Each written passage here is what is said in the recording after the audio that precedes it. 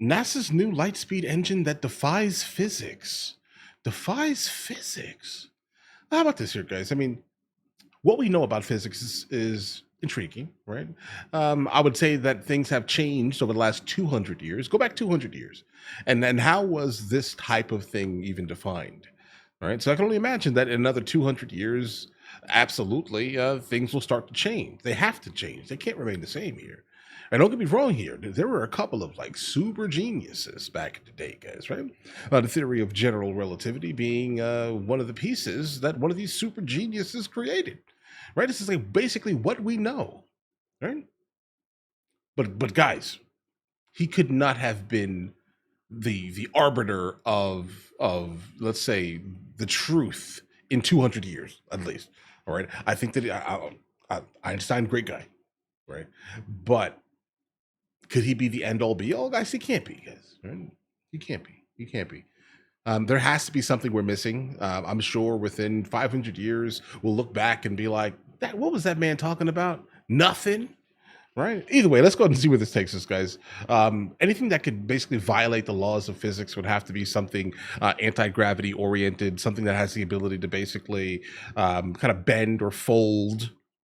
All right, time and space. I'm one of these space folders. If you get what I mean, I'm team space folding instead of worrying about FTL type travel, guys. All right. I think that things are still too far, even if we are at light speed. I think they're still too far. Personally, that's it. That's where I'm at here, guys.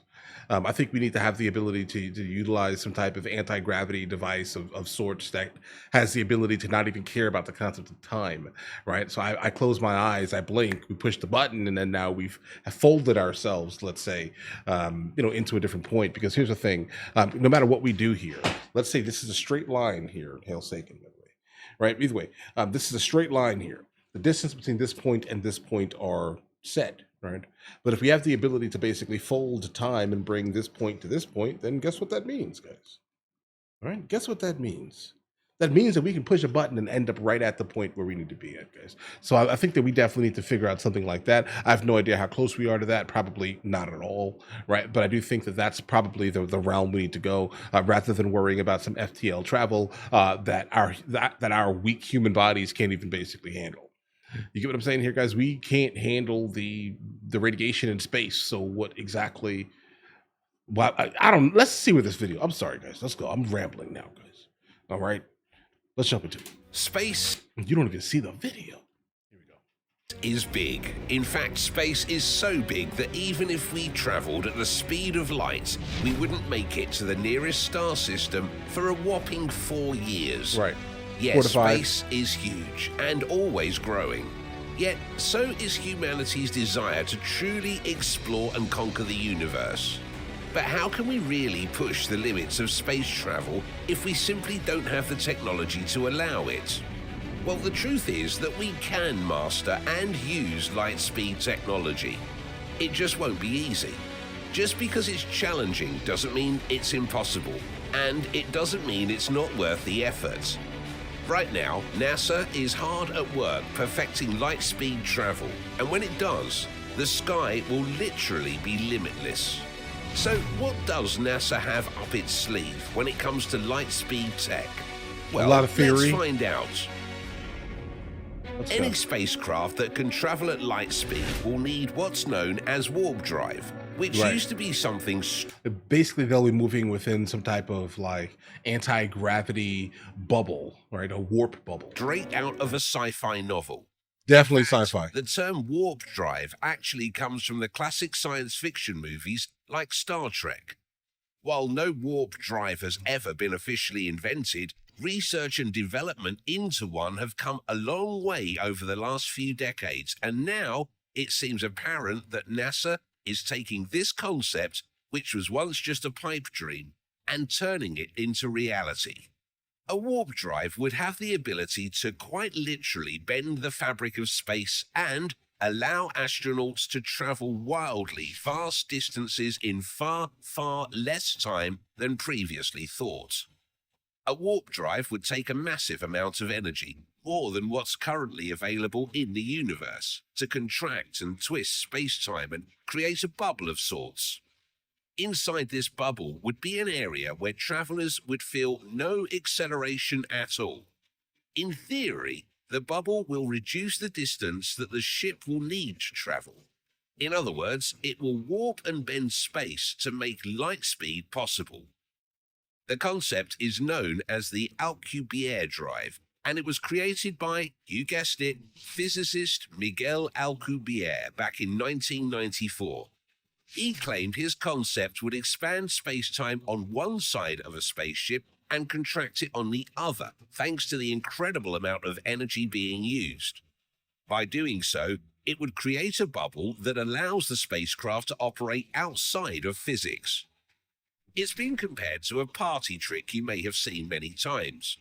Remember when your friend or family grabbed hold of a tablecloth, sitting underneath a bunch of plates and glasses on a table, and then quickly ripped it out without making a mess or breaking a single piece of kitchenware? Imagine that a spaceship using the Alcubierre Drive is the glass on top of the tablecloth, and the drive is the force whipping it out from underneath. The entire distance of the tablecloth is travelled in the blink of an eye.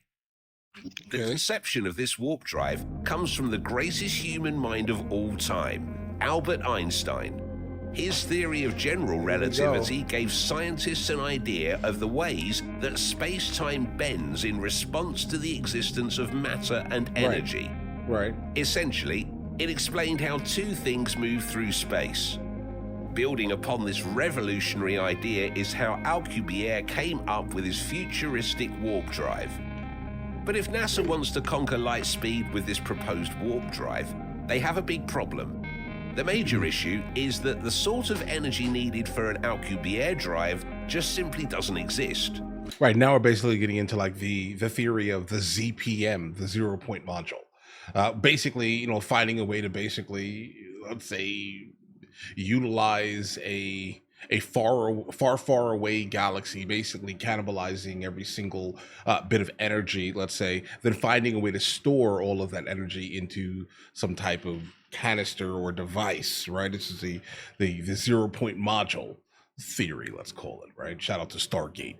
Okay, you get what I'm saying here? That's basically what they're talking about. Like, you need that type of power, and how do you do that type of power? How do you utilize that type of power? How do you make sure that the actual solar system you're cannibalizing is completely without life, devoid of life?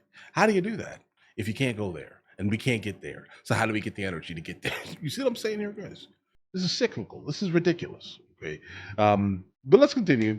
There is just no known mechanism It's great to theorize capable of creating the amount of energy needed. So what if NASA took a slightly different approach? One that would get astronauts to their destination. That's what scientist Eric Lentz proposes. Eric Lentz, he suggests that NASA create a different type of space-time bubble. If they crafted a bubble that came in the shape of solitons, they would be able to achieve their goals much easier. Solitons are akin to ripples across a lake. They maintain the whipping movements while they oscillate remaining at a constant velocity. Okay. Let's suggest that creating this type of space-time bubble would only need conventional energy production techniques. If that's true, then NASA could travel at great speeds.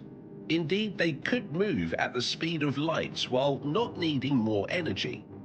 If Lentz is right, he may have just given NASA exactly what they need to whip through the universe at remarkable speeds. No matter which approach they take, NASA is definitely working on their very own warp drive. An internal report from inside the agency suggests that they are taking the concept of folding space and time very, very seriously. Obviously, NASA is keeping all of this very quiet, and make no mistake, they have a long way to go.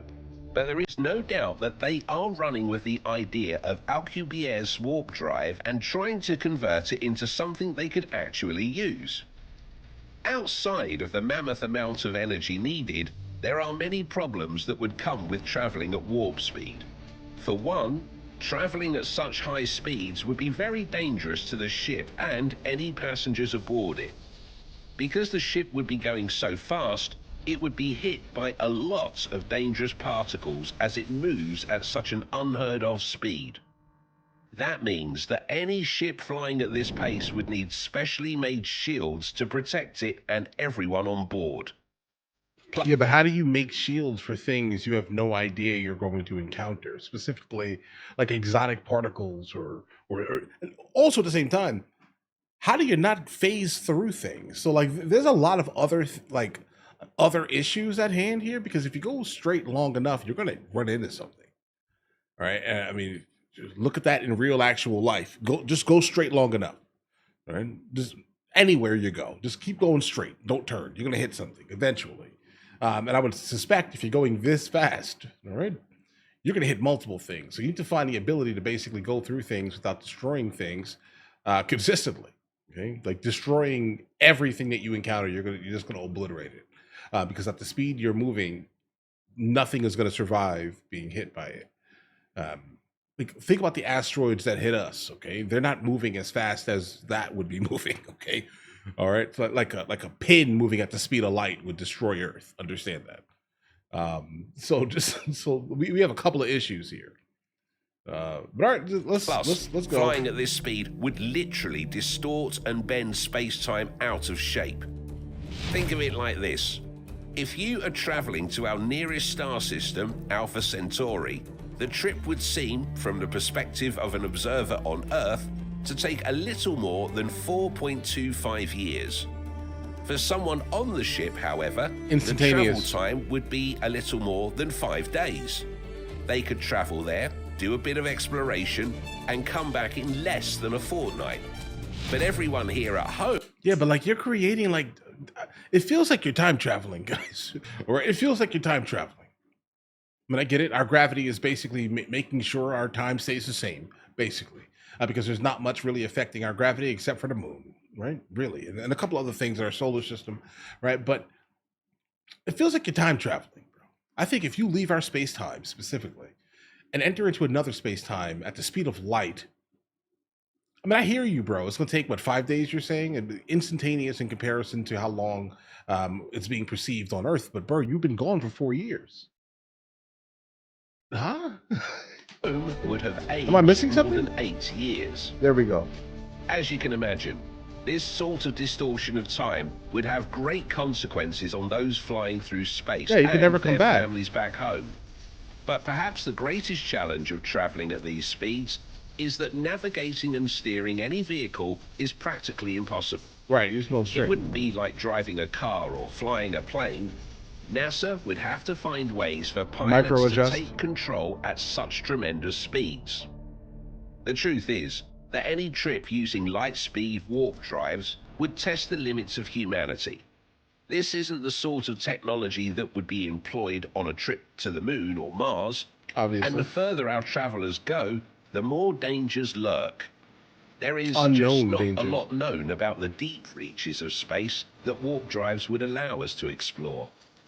But that doesn't mean NASA isn't trying to work out the kinks of warp drives and figure out a way to make it possible. Even with the distortion of time, the great expense of energy needed, and the other problems they aren't even aware of, warp drives have the potential to quite literally close the gap and let us touch stars that would have taken thousands of years to visit before. Right now, warp drives only exist in the dreams of the hard-working engineers at NASA. However, there was a time when the idea of landing a man on the moon also seemed far-fetched and unbelievable. There is a good chance that within our lifetimes, the hard work that NASA is currently doing will result in the sort of high-tech, futuristic warp drives that Captain Kirk and his crew took for granted. But of course, this futuristic technology isn't the only thing that NASA is focused on. Recently, NASA got back some of the first real images of Jupiter, and what they found left their scientists baffled. And keep in mind the reason why they have those images. Hold on, guys. Was it Voyager 1 or 2 that did that, guys? I don't recall exactly, but like think about what do we have in terms of propulsion with solar cells and like decaying isotopes, guys, of like uranium or something like that, guys.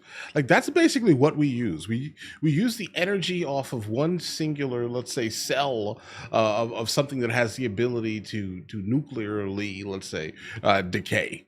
All right, and that's the energy used to kind of propel, let's say, Voyager 1 and 2 exclusively, at least, right? But I can just imagine here.